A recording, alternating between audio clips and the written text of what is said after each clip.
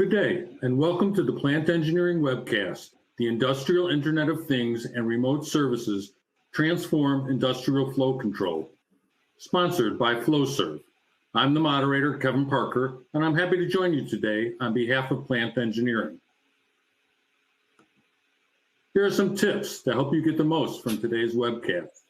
If you experience issues with the slides or audio, refresh your browser or click the Refresh Media button directly under the presenter's picture. Control the volume of the webcast by adjusting the volume on your computer or by adjusting the volume on the platform. For technical problems with audio or the slide presentation, click on the question mark at the top right-hand corner of the screen to access a list of system checks to try before contacting an online technician.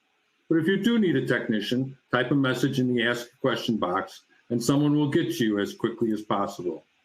Type questions for our speakers also in the Ask a Question box on the left-hand side of the screen. The live Q&A session will begin after the presentation concludes.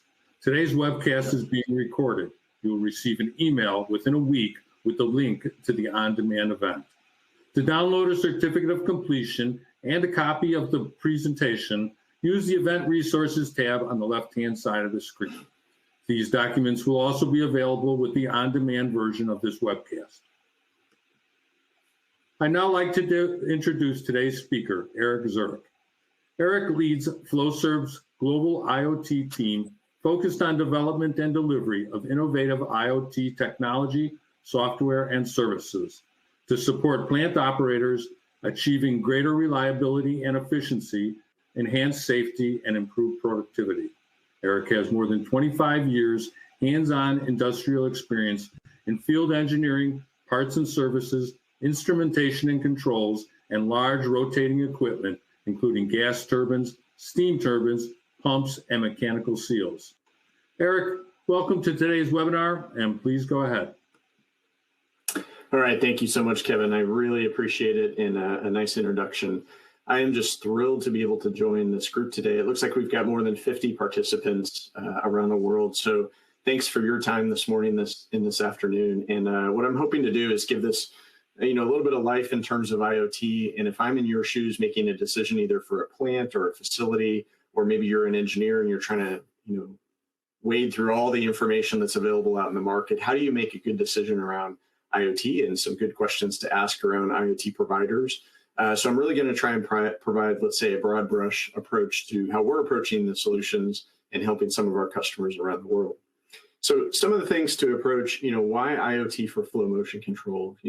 Flowserve's been in the business more than 215 years. We've got a long-standing, customer base. We've got good reliability in terms of our products and services. But why IoT and why now? I think you've joined me in this global, reset we've had around COVID and the pandemic and the ability to work from home, to check in on assets. This was something that, I was telling Kevin before the discussion today, it was a nice to have, or this was an added feature of, being able to use the internet to connect to the devices and to our equipment in the field. But it's almost mandatory now in terms of having that digital connection to your assets and to all of your plants around the world, whether you're operating just a single unit or if you have a fleet of assets, could be turbines, pumps, motors, seals, what have you in the field. And so staying connected is more important than ever to those devices. For us, it's about providing reliability, efficiency, uptime. Safety also comes up in terms of the less man hours we spend out in the field, the safer our field service folks are, the safer our customers folks are. And then you're not wasting any time when you go out to the asset. You know right away which assets are in alarm or which pieces of equipment, which to go service. And with some of our predictive analytics or some other providers that do this, you've got that ability to get to the root cause immediately. So you're not wasting time doing a tear down of a piece of equipment that might not need it. And so it's really being efficient and a better utilization of the workforce that you have out there. I also think about smart products. And so a lot of the learnings, that we're having in terms of deploying IoT into the field, we take all that information back, we hand that to the design engineers, and hopefully over the next year, 3, 5 years, all of that smart intelligence is going to go back into the product design to have more reliable valves, more reliable actuators and positioners, better seals, things that provide better reliability in terms of an equipment. And speed to service, for folks like Flowserve, obviously it's important to us to stay connected to our customer base. IoT allows us to see what's happening in the field at the same time the operator sees it. And so we actually have a monitoring center in Houston, Texas. We're standing one up in Budapest. We've got other resources in India. And those folks can look at that equipment performance data and possibly spot a trend, in addition to the customers. Customers are already looking at the data, you all, but that extra eyes and ears always helps. And the system will kick out reports and automated information that tells us where to go look. And so that value proposition, I think, is really more important and frankly exciting if you look at what's available in technology today. And what's not listed on the page here, so why now? Why IoT today? Since I've been in this role over the last 4 or 5 years, watching the cost of technology drop, the availability of the information, the security around the networks and whatnot, everything is pointing in the right direction to be able to do this. 10 years ago, it was probably a little bit soon. Even 5 years ago, it was too soon. But it almost seems like there's a convergence of technology, cost, market requirements, and the customers are ready to do that. Thinking about flow control for somebody advances like that's okay. What's required to make it work? You've got to have a good understanding of pump seals and valves. So us as an OEM, we feel like we have that capability. And so I'll talk a little bit about that today. And I'm going to talk about some of the deployments that we've done and some examples. I'm going to move on and talk a little bit about IoT is real. And so if I'm in your shoes and I'm thinking about how do I make a decision for my plant, for my facility, I would say just go ahead and get started, jump in, whether it's with Flowserve or it could be another provider. You have lots of options in the field.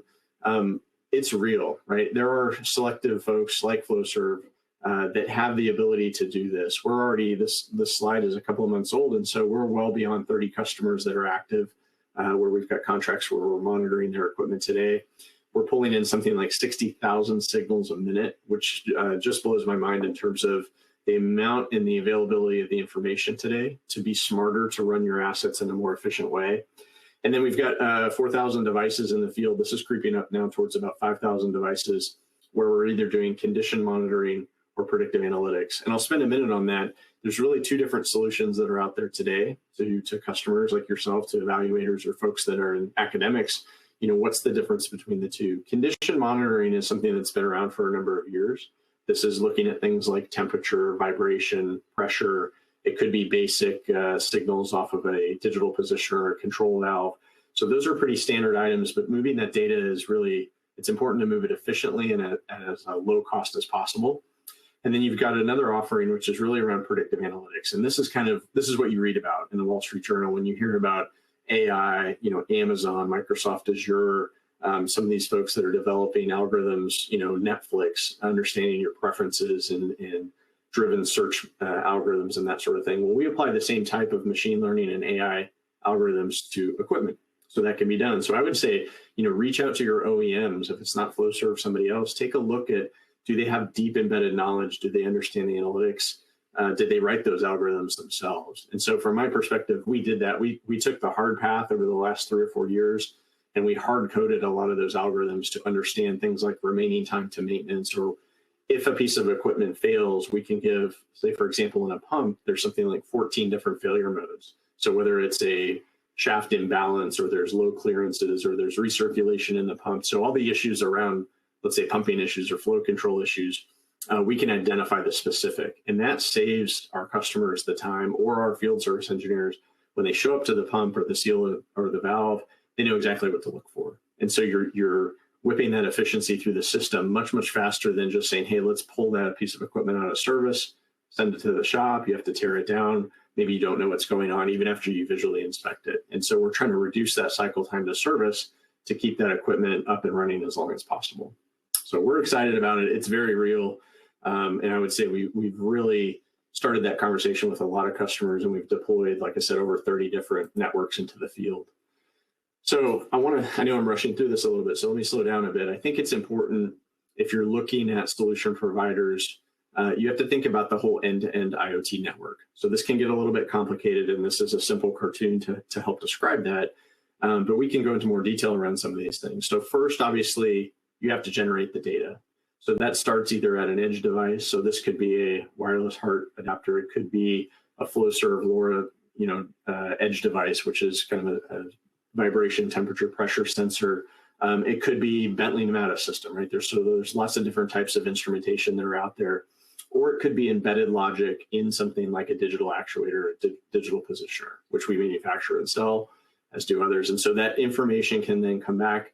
It's got to be pushed through a secure wireless network. So you don't want to move data, cellularly off of every single asset. That just doesn't make sense from a cost perspective. So the cheapest way to do that is to either wire it or wirelessly move the information back into a wireless network. And that's got to be through secure gateways. Or you can go through, in the case of a valve, it can go through a DCS or an AMS system. And it's a distributed control system or an asset management system. So you can use the existing networks that you have on site. Once that information, let's say, is in a gateway or in some sort of collection point, there's a little bit of processing that's done, but a lot of that information is moved up to the cloud. And so that's where we deploy a Microsoft Azure cloud. There's other types of folks that use different cloud solutions. That also has to be secure. It's got to be reliable. Some of the things that we asked is, do we have individual servers by region? Can we duplicate those? Should we have a complete duplication of the entire data set? So I think that's important when you look at total reliability of the system. And so we've done that end to end. We look at multiple edge devices, and maybe we have redundant gateways. So we'll actually use different manufacturers of gateways. So if we lose a particular signal, for some reason that gateway drops off the network, our nodes will go hunt out and find an additional gateway that they can connect to. So you want, let's say, smart embedded technology, just like your cell phone. When it switches from tower to tower, the devices in the field need to do the same thing. You move that data from the gateway to the cloud through cellular, typically, or satellite. So we've partnered with large global providers. Vodafone is one of our partners, and they really help provide us secure telecommunications. And so if the signal, again, is dropped cellularly, it'll look for a backup network, an IoT network that's dedicated, that pushes that data to the cloud. And so again, it's a simple cartoon, but there's a lot of technology and information behind it. Once the data is in the cloud, we can use analytics in our support teams. So we actually embed people in regions around the world. I described that, and that provides that eyes-on support. So I don't think you can count on purely an automated system. You've got to have vibration experts. You have to have experts in the product and in mechanical steels or control valves to interpret the data and understand what those patterns mean. And again, the system helps you automate and prioritize those alerts. And then finally, the visualization. So we deliver that in a very clear package to our customers. So we've got a web-based portal. Some customers ask for the information to be embedded in their own system. So they have their own IoT visualization system, and that's fine, right? They're looking at a number of different assets. And so you've got to be very flexible from end to end. It's got to be equipment agnostic, right? It can't just be Flowserve equipment. It's got to touch, everything that's in the field, which is a wide variety of pieces of equipment. You've got to have partners in terms of telecommunications and gateways. You've got to have some pretty good bespoke algorithms and computation capabilities. And that's looking at those failure modes specific to equipment. And then you've got a really easy to use user interface. And so I would encourage you, as you're looking at your IoT strategy, don't just look at the devices in the field, or don't just look at a fancy UI. You really have to look at all those different elements across the whole value chain. And you've got to look for flexibility, because you may have certain choices you've already made in different aspects of that value chain. So kind of a nice overview. I can show you what this looks like in terms of, it's nice to put a picture to the cartoon. So I've got a couple of examples there on the left-hand side. The edge devices, we manufacture a small device called a LoRa node. We use LoRa as a very long-range, low-power device. We can move information very far distances. So you'll see this type of technology in smart grid applications where you have smart metering. It's moving at maybe 10 miles at a time. So we use very powerful radios, but they're in a highly congested environment. So most of our customers have lots of equipment, piping, infrastructure that's surrounding that. And so that's why we went with that very long range sensor, and we push the data through that, let's say forest of iron and steel, more than 1 mile. So we're up to 2 miles in some cases in very dense applications. So again, you've got to look at some of the environmental conditions around where you're putting those devices. The gateways have to be, essentially off the shelf. There's a little bit of customization that's done to those. They've got to be protected, right? All of this equipment, especially in, let's say, heavy industrial areas, it may have to be Class 1 Div 1 or ATEX Zone 0 certified.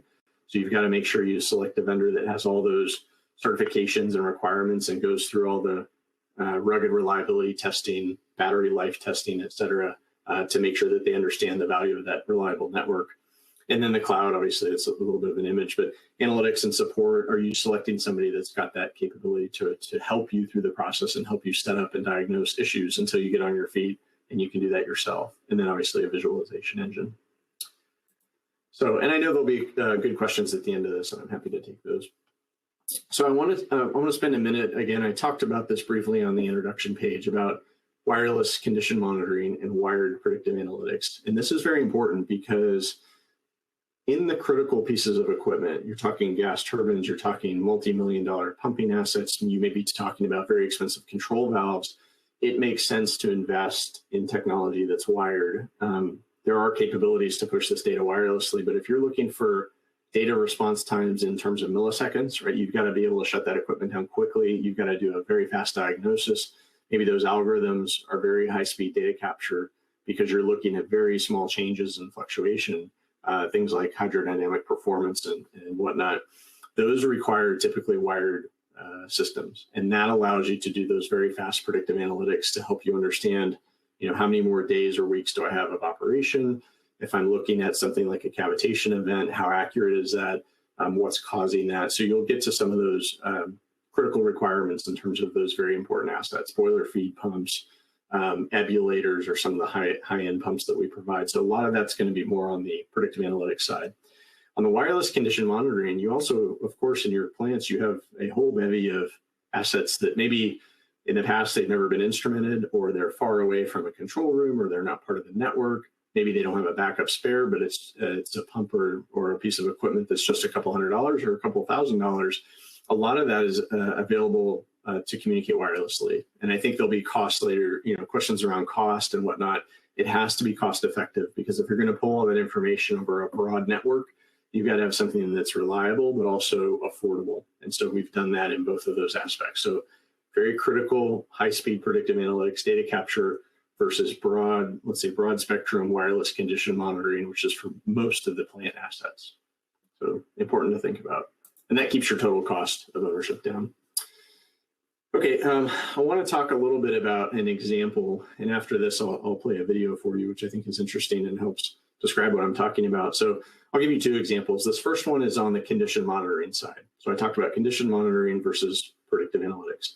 So for condition monitoring, we have a new product that's called the LoRa sensor. It's basically a LoRa node. It goes out in the field. This particular customer only asked for a demo piece of equipment, and so this was really interesting. We shipped them a little hard case. They've got roughly 5 nodes in there and 1 gateway and an antenna. And you plug it in, and 20, 25 minutes later, the system is up and working. Now, in a typical application, we may take a day or two to actually drill and tap into the bearing housings of the pump. But this was a quick, magnetic application. Over the holidays, this happened over the Christmas break, we actually helped the customer detect a boiler feed pump issue in just a matter of days. And so immediately they recognized an issue. They were able to switch fuel sources, prevent further damage to the pump. And this was something that didn't have a lot of instrumentation on it. And so very happy customer. They've actually followed up with us in terms of looking at other options for their site. And so I'm excited about it. I think it's a really fast use case of, hey, within a couple of days we ship them some equipment. In a couple of days they find an issue, and then they're off to the races in terms of looking at further instrumentation and capabilities. LoRa is a great new technology. I talked about that earlier. Let me play a short video for you that gives you a little bit more content in terms of what LoRa is and how we're thinking about it.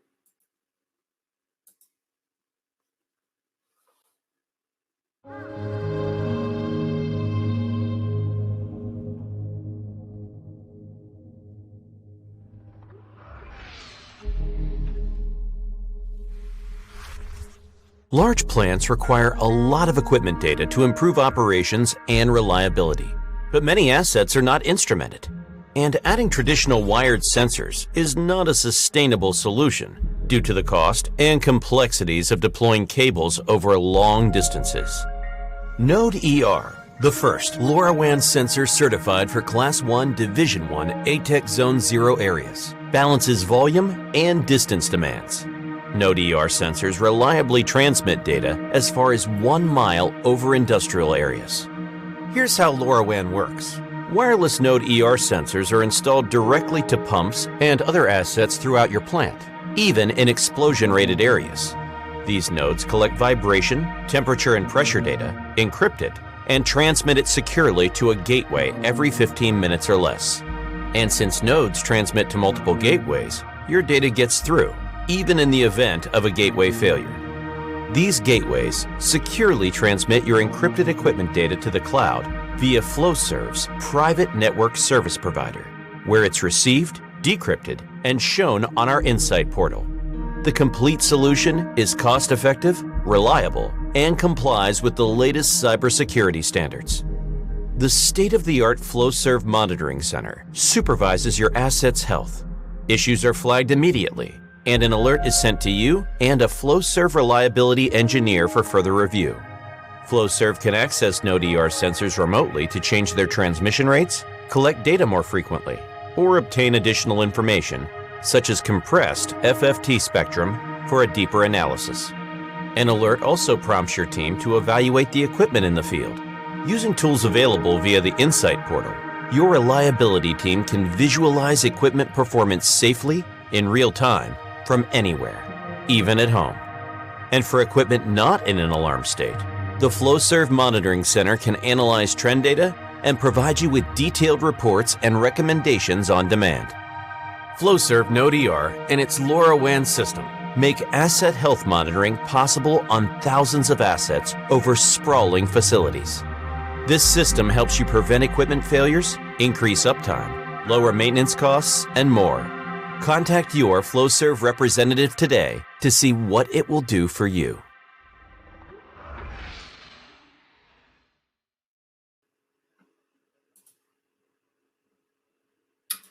All right, I think I'm back. Emily, if you'll confirm that on the chat. Hopefully everybody can still hear me. So, okay, good. So fantastic video. I think the marketing team did a great job in terms of quickly summarizing some of those capabilities. And that's just one example of one instrument. And so we actually have a lot of smart devices in the field. Some of our valve products, let's say, and controls and positioners actually pull that same type of data or more. There's actually about 150 data points that come off of a typical positioner. Back to this, this is a little bit of, let's say, a bolt-on device onto pumps or other equipment. I could put this on fans, blowers, motors, et cetera. And so basically, this gives us an ability to do a quick installation in the field across almost anything that vibrates or has a temperature or pressure. And so this gives us a really nice long-range capability to pull that data back wirelessly. Again, as I mentioned, it does that balance of plant monitoring, and then it's got all these unique features. I did look at the market when we were trying to figure out, hey, can we pull a device simply off the field that's got good accessibility and whatnot? We really found for our use case what we're trying to do in terms of fast equipment diagnosis in protected, class 1, div 1 zones. It's really difficult to find something in the market that's fit for purpose. And so we actually did go back to the drawing board and came up with something that we think has a very nice, let's say, back-to-back communication. So we can actually go into these devices, we can query them from the field, we can change the set points. You can do all that from the tool, right? You don't have to go out to the field and do resets. You don't have to, do inquiries, by pulling everything back in. So older IoT technology was that way. This is very much like a cell phone that's in the field. It's got an ability to inquiry, or let's say almost like your router in your house. You've got the ability to, if your cable provider wants to, they can reset it, they can pulse it. These devices are smart enough that when it gets very, very cold, they'll shut down and go to sleep. When they can't find a gateway that's activated, they'll go to sleep, right? And they'll wake up every hour, send out a ping and try and rejoin the network. So a lot of capabilities are built in to, let's say, modern technology that is out there. So we're very excited about that addition to our IoT portfolio. I want to spend a minute and talk about the customer-facing tool. So if you're looking at tools that are out there, obviously you've got to think about something that's easy to use. You can't wade through dozens and dozens of charts. You've got to be able to quickly zoom up to the plant level or even the fleet level, and you have to be able to zoom down to the asset level. Tell me what's in the alarm status. Tell me what the history of this is. Tell me all the metadata, right? What's the serial number? What's the maintenance history on this? All of those things are accessible in an IoT platform. And as you can see, it's pretty easy to go through and navigate, right? You have some basic dials. You've got some basic indications of, if it's red, it's maybe something to look, or if it's yellow, it's something to look at. If it's red, it's clearly an action has to be taken and it's in an alarm status.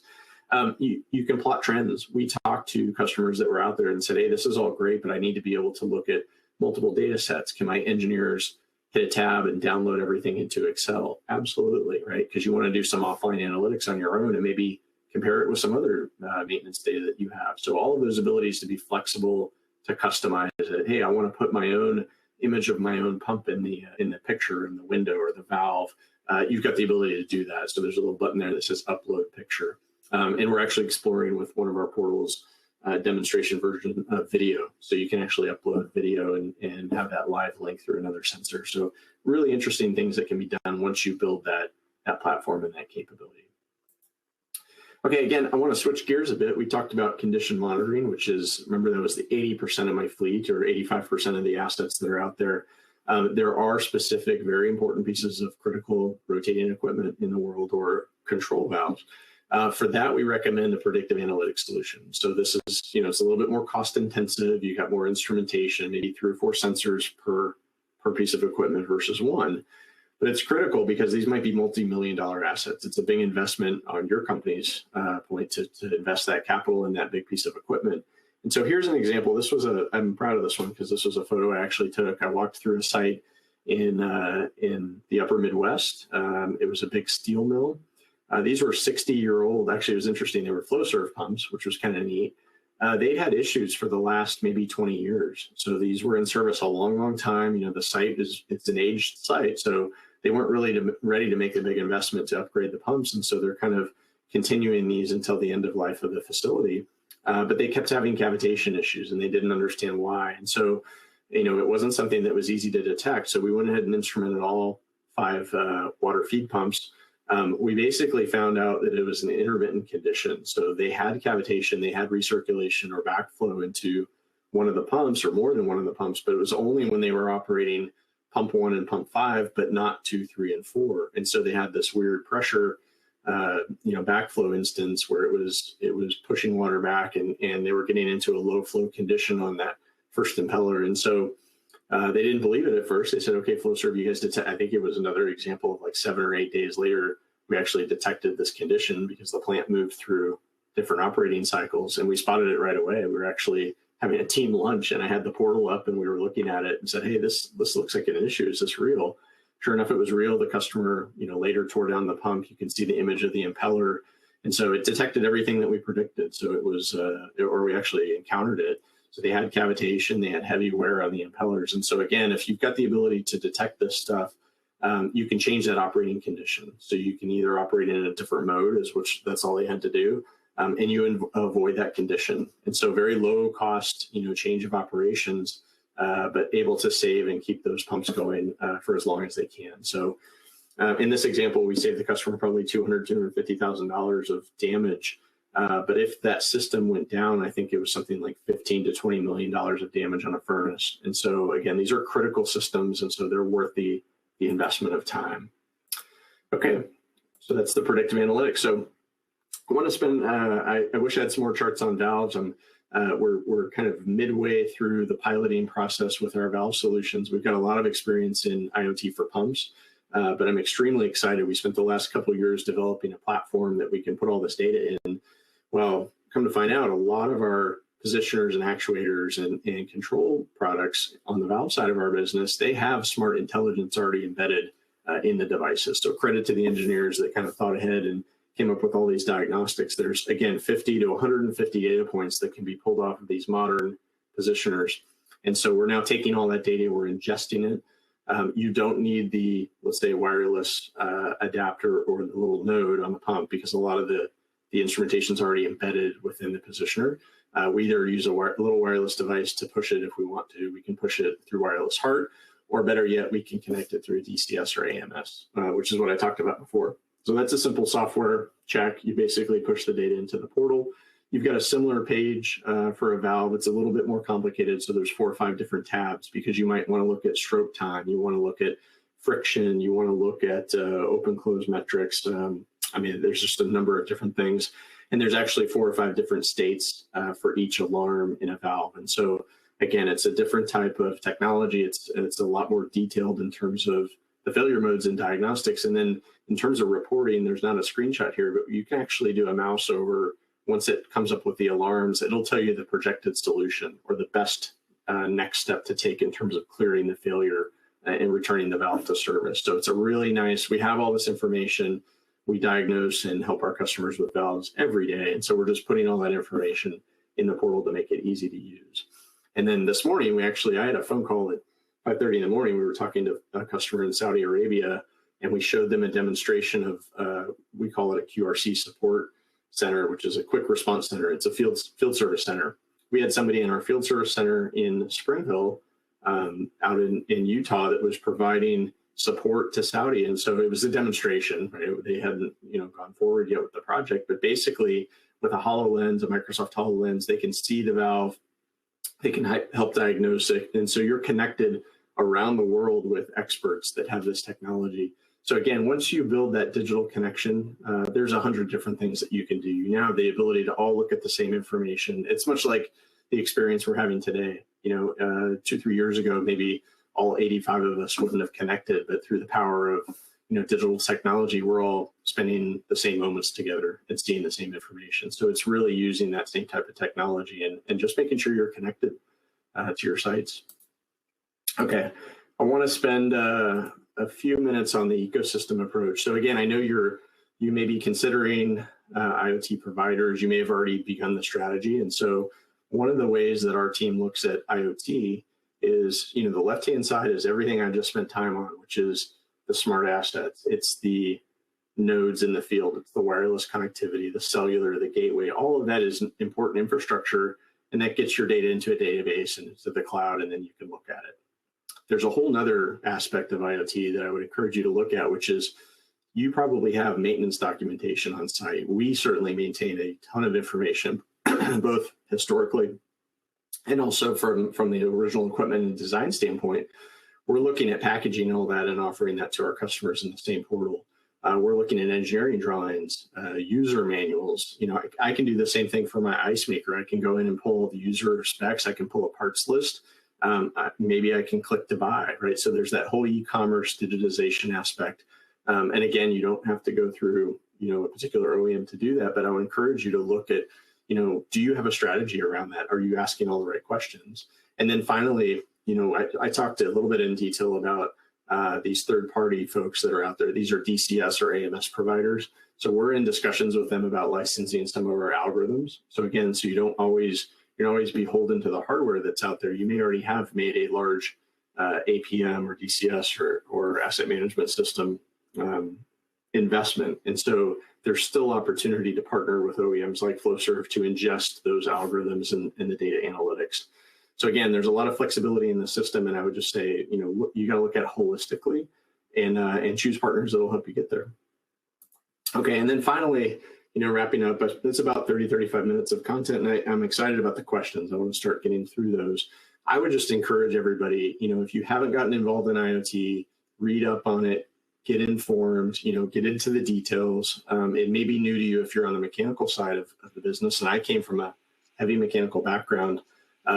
So there's a lot to learn, but I would also say it's pretty straightforward. Like, I think if you just select critical pieces of equipment at your plants, move forward with 2 of them, 4 of them, just start to pilot some of the equipment intelligence that's out there and get started. You'll learn as you go, and then you can kind of make better and more informed decisions as you go through the process. But I wouldn't get hung up on, is this the perfect IoT solution, or do we have a grand strategy? It will continue to evolve. And so you'll learn as you go, and then you can kind of adapt. So that's a little bit of a call to action. I think it's an exciting space, personally for me in my career, to come from a heavy equipment background and see how fast technology and software can change the landscape. It's just amazing. And so I see a lot of folks really accelerating along that adoption curve. So I am thrilled and excited to speak to you today, and I'm extremely grateful for your time. So with that, I think, Kevin, you're going to host some of the Q&A. Well, that's correct, Aric, and thank you for a really fine presentation. I think the first question that I'd like to ask is, we're talking about services. What is the range of services from, presumably from information only to integrated detection and actual hands-on services that somebody would be able to contract for? Sure. Yeah, that's a great question, Kevin. I would say I'm going to answer these a little bit from a Flowserve perspective. I'll try and be agnostic, but I think, there's a whole range of services. We typically provide a couple different options to our customers. So we'll do something that's called access monitoring, which is really, let's say, an on-premise solution. The customer's very in tune with equipment performance data. They may want to, it's almost like a self-service package, if you will. We enable the portal, we'll put the server on site. It's kind of a standalone application. And that makes a lot of sense for, let's say, nuclear customers. That data cannot leave the site, for example, for a number of reasons. The second type of package that we'll offer is really around insight monitoring. And so that's the most common. That's basically all the data is instrumented and it sends it up to the cloud, and both the customer accesses it through the portal or their own system, and we'll access it. And then you start to get into more, we have a third offering that's called enhanced. That is where we may actually put boots on the ground. So we still have some customers that say, I want to do route-based maintenance. It's important to me. We do other system health checks. Maybe we check oil levels and that sort of thing. We still want to put people in the field. The customer can do that. We can absolutely provide that service. And then the final, leg of the stool, we also do predictive analytics, obviously. The last one is, that we call it QRC network, but I would look at providers that have that ability to serve, because I think there's a lot of IoT companies that are startups. They've got maybe some good technology on the instrumentation side, but that's it. The value proposition quickly drops off. And I would say, look back to your OEMs that can provide that service, or your local distributors that may be able to provide that. We partner with a lot of distributors out there that have that capability to serve. So again, it's kind of the similar theme that I'm talking about, is you got to have all the different aspects to pick a solution that's right for you, is what I would say. Well, that's great. Would you expect that, given the skills gap that we're experiencing here in the United States, and bringing some of these manufacturing resources back to our shores, that there will be an increase in the need for these kinds of services, and to get those skills out and working on real things? I do. Actually, it's a great question, and I think it's important if you're considering like re-insourcing the work or the capability or the technology. I think what we do today is not the same thing that we did 15 or 20 years ago. I think the technology is there. I think the folks coming out of the universities have that capability, and probably that expectation around, hey, why don't we use technology to do this? It's so much easier. It's more reliable. It's much more secure than it used to be. The second part of that answer is really, I'm seeing that heavily in other countries around the world. So particularly in the Middle East, in Asia, where the talent is, let's say, newer, it doesn't have as long of experience, maybe in the field as some of the older, networks of resources. They're adopting the technology much faster, almost from the get-go. So when the plant's commissioned and developed and they're selecting new equipment, they're already asking about IoT enablement. So I think it's just a natural progression of the technology. Thank you. There's such, in the United States, we tend to see brownfield projects as opposed to greenfield projects. So we've got at least a couple of questions where they're asking about the ability to integrate with equipment that's already in situ, if you will. So the first question is about the types of pumps that it applies to. And the second is asking more about the valve side of it. Just talk about it. Do you have a menu of third parties that you work with, or is it more a matter of device drivers, libraries of device drivers?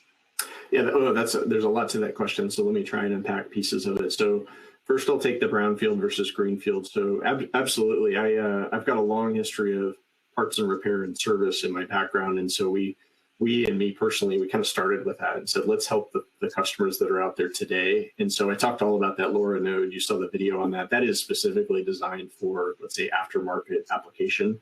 And so it's got to be low cost. It's got to be easy. You don't have a ton of budget and an operating budget to be able to do IoT, let's say, that you might on a capital project.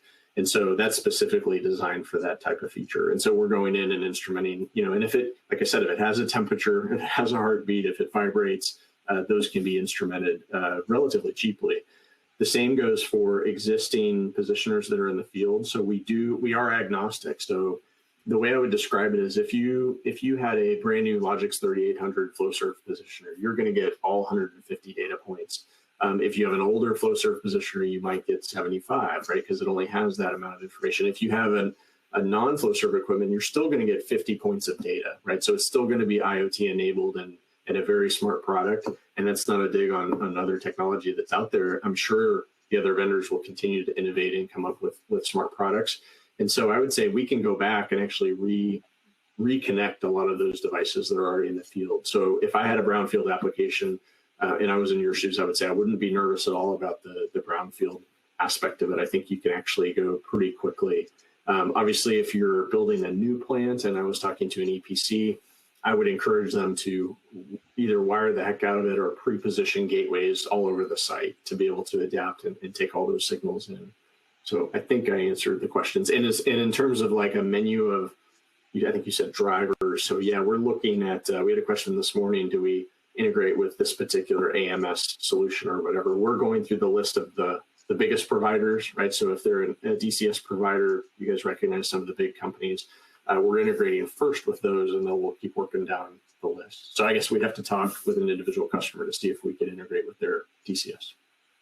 Great answer, Aric. Here's an interesting question. Someone is asking whether, in your experience working with manufacturers, the fact that they're contracting for all these different software as a services, is that in itself ending up being a management problem, just trying to maintain relationships with all these different providers? Yeah, the short answer is it could be a management challenge. That's why I would try and standardize on a couple different IoT providers, but the complexity is not too high. Let's talk about the flow control industry. So pumps, seals, valves, motors, right, blowers, fans, a lot of that equipment a company like Flowserve could do, or I'm sure there's others. And so you could aggregate those big categories of equipment. If I were thinking outside my own realm, you start looking at like electrical equipment. That's probably another big category, right? That you might want to partner with somebody on that. Then you have your big capital assets. It could be your big gas turbine, right? I would encourage customers to go back to the GE or the Siemens or Mitsubishi and get those very specific bespoke systems instrumented in that way. And so it does sound like there's a number of different providers that you'd have to work with, but it's not more than half a dozen is what I would think. I think it would depend on the plant specific. So hopefully that answers that question. Well, thanks for taking that one on. I appreciate it, Aric. Another good question, I think, is they're talking, you get a lot of questions with the IoT about, is the data provided in context? And the fact that it's in kind of a screen applies that it is to a certain extent, but are you able to draw different information? Are you able to bring in service or spare parts information into the flow as you're working with Red Raven? The short answer is yes, we can bring the context in, absolutely. So I sat again through a customer presentation that our engineers gave this morning. And so you've got the pages that are specifically designed for that particular positioner that pulls in all the data and the stroke time and the force of closure and all that. So all of that detail is provided in context. And then there was actually a button there where you can click on the exploded view of the parts diagram. And so the customer can then look at the, what's the bill of materials for that particular asset and then order a spare part if they need to. So all of that is taken into context, the failure modes, the potential recourse of the solution. Again, if I could show that screen, it would be interesting, but that's a good follow-up topic. So the short answer is yes, we can do that. And we do that. Aric, I've been into suppliers who have hesitated to equip their fleets of OEM manufacturing equipment and such not with IIoT because of the expense involved.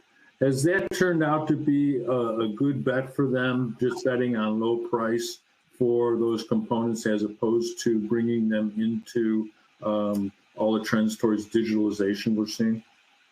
Yeah, I think the way I would answer that, I think even in the short time that I've been working on this, let's say relatively short, 3 or 4 years, I've watched the cost of these components and IoT devices and let's say input costs drop by probably 60 or 70%. So if I look back at maybe a generation or two, you're talking about IoT edge devices in the several $1,000s per piece of hardware. Those are now in the several $100s cost of that's just the hardware and the instrumentation. maybe balancing that the cost of data and servers and infrastructures going up over time. So there's probably a counterbalance to that. But I would think, as I continue to look forward to the future, that hardware cost is going to continue to drop as it becomes more and more commoditized. So, and I see it even with our customers. We're doing small deployments. Eventually they become medium-sized, and then they'll be very, very large. And when I work with a contract manufacturer, if I place a large order for 1,000 edge devices, the cost drops dramatically. So, great, thank you. I'll just read this question. How do you accomplish remote monitoring of nuclear or power plant sites which have protocols which may prohibit outside access to their company internet? Yeah, it's a perfect question. I have the answer. So we actually work with a major U.S. nuclear utility. It was one of our first customers, actually, that really helped us at developing and ensure a lot of the security around the data. The way a nuke site will do it is, and by the way, I had 12 years in the nuclear industry, so I love the nuclear power industry. That particular customer wanted what's called an on-premise solution. And so that's going to be the norm for that, where all that data, all the hardware, all the infrastructure, everything's within the fence line of a nuclear plant. And that's got to be the case, right? Because that has to be incredibly secure and protected, and the customer will manage that. We have on occasion the ability to VPN into the network, and all we do is a quick, let's say, health check. And that window is very, very small, maybe 30 minutes. And by the way, it's monitored. And so their IT infrastructure monitors that connection and basically observes the whole time. And all it is, let's say, a one-way feed of information where the system will tell us, hey, everything's checking out, green light, network's still good. And then that particular customer, basically shuts off that gate, and we're no longer in the system. And so, and I prefer it that way. I think that's the right way to do it if you're in that highly restrictive environment. And there are some countries too that will require data. We're talking to a customer in Malaysia, for example, and a lot of that information and data has to stay within the country. And so it depends on the customer. Good, thanks. I'm not sure about this next question. It's talking about software and hardware setups that facilitate the recovery of data streams lost due to power failures or communication failures. I'm sure that's Red Raven must address that kind of a situation. It does. So we call that basically enhanced or high availability servers is kind of the trend or the buzzword that you'll see in the industry. So we do a couple of things. We do routine backups on the servers, and then we actually have duplicate servers, and we have different servers by region. So we kind of cover that a couple different ways. So if I lose one part of the world, the rest of the world is, let's say, isolated from that. If I lose a particular server, the other servers are isolated from that. And then we're actually looking at they call it multi-cloud. And so most of our data today is on Microsoft Azure. And so we're looking at other cloud providers to actually, as we scale this business, how do you have redundancy in terms of providers? And that way, if there's any concern on one side of the fence or the other, you've always got redundancy. And I mentioned we take that redundancy path all the way through the telecommunications, through the gateway, and even the devices themselves. So you got to address all those potential points of risk. Thanks, Aric. To our audience, here's your last chance to ask some questions of Aric. We're approaching the end of our time, but we do have time for a couple more questions. While we're waiting to see if we get some more coming in, Aric, I have a question, kind of a large one, but a lot of us, in engineering and outside of it are involved in projects today that kind of involve technology on the one side and processes that are very human, in a very human context on the other. And this is really a good and a large example of that. What was really the most interesting to you in terms of bringing this all together so that you had all those different aspects addressed correctly and kind of scheduled in a rational way?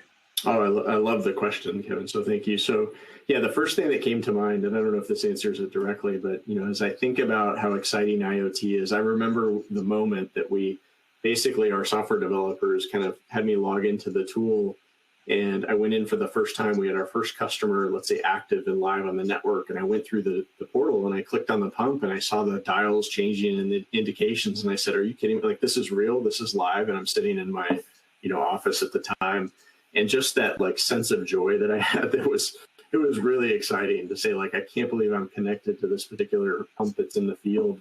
Fast forward, that was probably 2 years ago. And today, when I see folks in, the United States supporting folks in Saudi, and then I have folks in Germany on the call, all of this global connectivity, it's really exciting. And so the neat thing about IoT is, you mentioned, Kevin, it's very human-centered, right? Because you're talking about how do you design a UI, and how do you have an experience either through a mobile device or through a tablet or through a web application that's very intuitive, right? So it's got, the graphics have to catch the eye, like it has to be simple to navigate.